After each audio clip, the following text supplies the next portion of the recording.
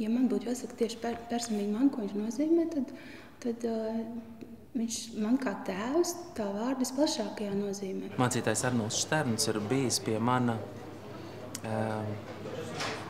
garīgās dzīves šūpuļa. Es nezināju vispār neko par Arnoldu, tā kā es atnācu uz šo draudzi.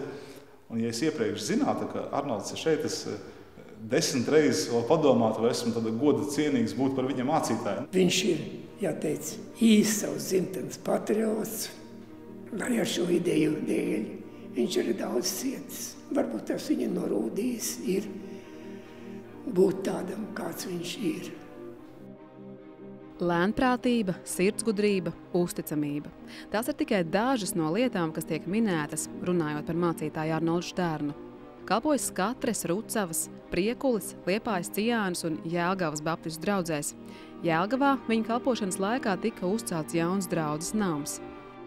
Kaut arī padomju laikā kristīgās kopā nākšanas un organizēta pasākumi bija aizliegti, Arnolda Šterna un viņa sievas Birutas mājas durvis bija atvērts vienmēr.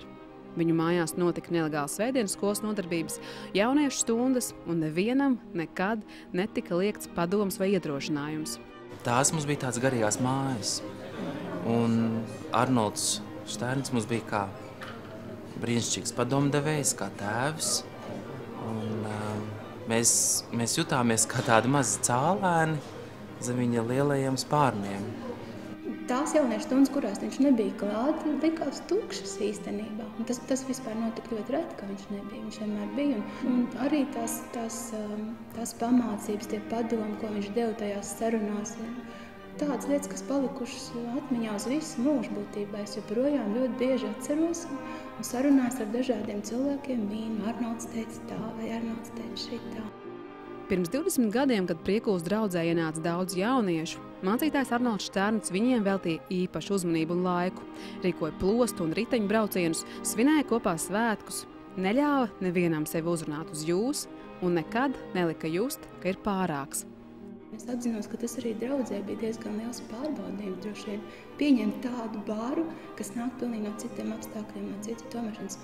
Un Arnolds bija apbrīnojams tilts, es domāju. Viņam tik dabīgā veidā izdevās mums tā apvienot. Teiksim, tilts, es domāju, priekš mums starp to draudzes dzīvi un visām tām lietām, kas mums bija pilnīgi svešas, un tām mājām, no kurām mēs nācām. Arī varbūt tādas intīmas lietas viņi pastāstīja viņam, ko varbūt viņi saviem vecākiem neteica, bet ko varēja pateikt mācītājiem.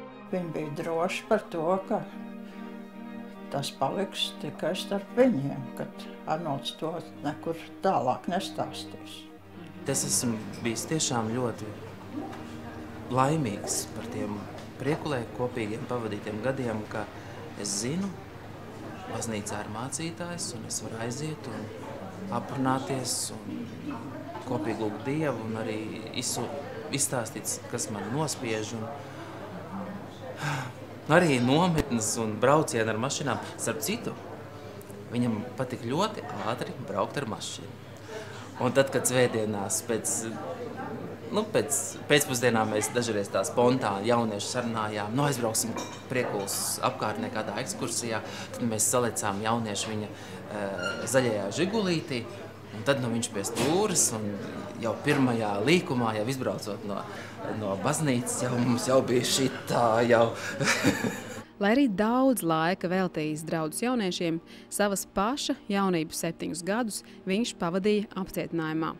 Pēckara gados, redzot situāciju valstī, kad tika izsūtīti un nogalināti nevainīgi cilvēki, Arnolds Šterns kopā ar biedriem Liepājas tehnikumā ņēma dalību Nacionālā bruņotā pretošanās kustībā Kursa.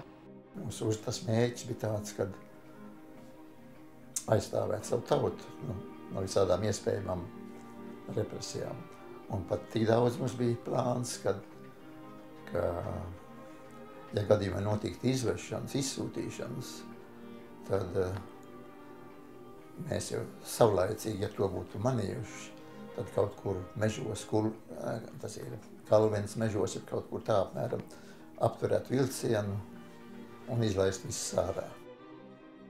49. gadā Arnolds Šterns bija viens no notiesātajiem kursiešiem par pretošanos padomu režīmam un tika izsūtīts apcietinājumā uz ogļu raktuvēm Sibīrijā Vorkutā.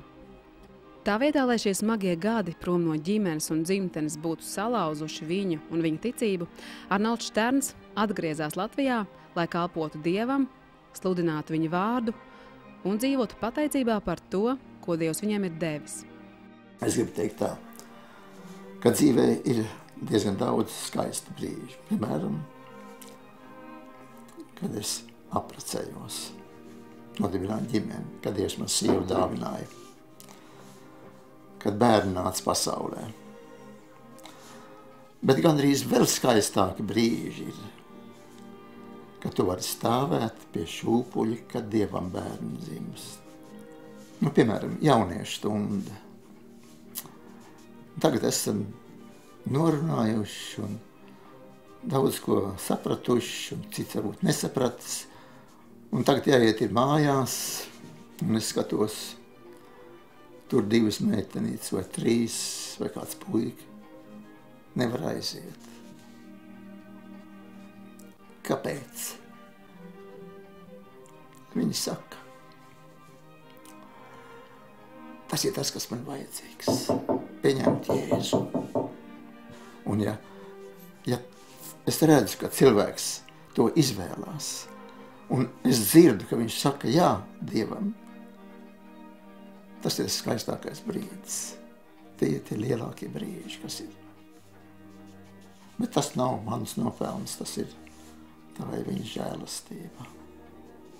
Viņa dāvana priekš manis, ka to ļauj piedzīvot.